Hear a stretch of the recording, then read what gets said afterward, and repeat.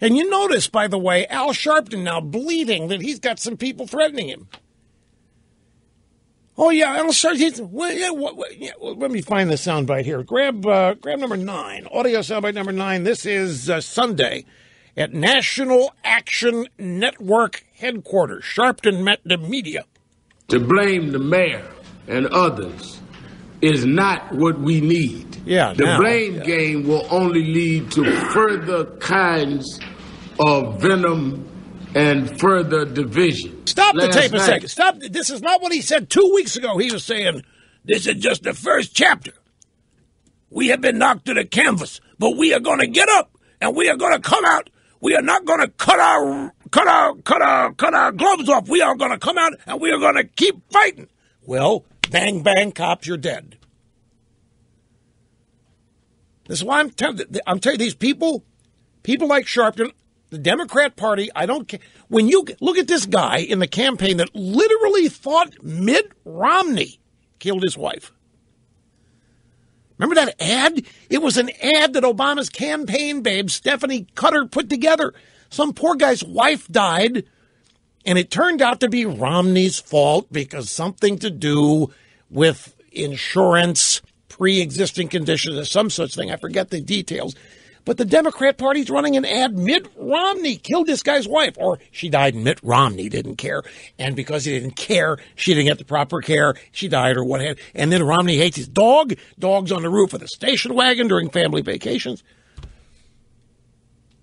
I'm telling you, to have this kind of rage and hatred daily and consistently, these people are being taught.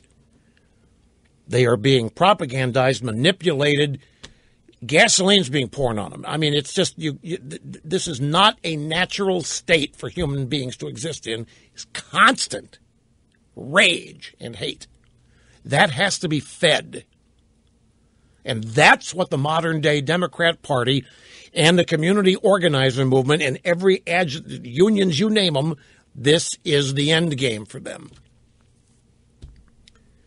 And while they've been doing that, they have been ripping to shreds all of the counterbalances, all of the great institutions and traditions and people and their reputations who provide a counterbalance to this stuff so that the credibility of people and institutions that oppose this has been destroyed while this enraged insanity has been fed. Okay, finish the Sharpton bite. I began receiving threatening phone calls and hate. The language is, hey, N-word, stop killing innocent people. I'm going to get you. And I have several like this.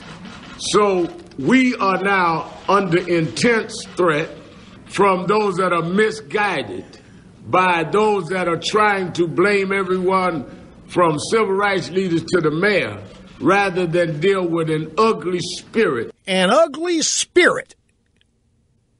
Rather than deal with an ugly spirit. You mean the kind of spirit that's created when the grand jury doesn't go your way and so you say, well, it isn't over, this fight isn't over, we're not going to cut off our gloves, we're going to go back to our corner, we may even be on the campus, but we're going to get back up and we're going to keep fighting.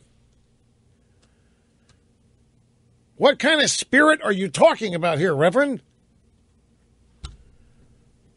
Now, we are under intense threat now from those misguided by those trying to blame everyone from civil rights leaders. The mayor publicly said that he has to warn his own son, who has a police escort every day to keep him alive.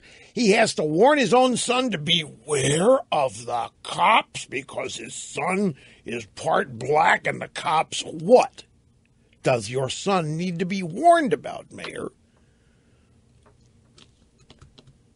Tell you, folks, these people, it needs to be done and it's easy to do, and because of that, it gets rejected as too simplistic. But I'm telling you, this is all liberalism / socialism, leftism, whatever, and it's a technique. It's a strategy that's being employed because all of this has as its ultimate aim votes. all of this. The death of the Gentle Giant, political opportunity. The death of Eric Garner, political opportunity. That's what's sick about it.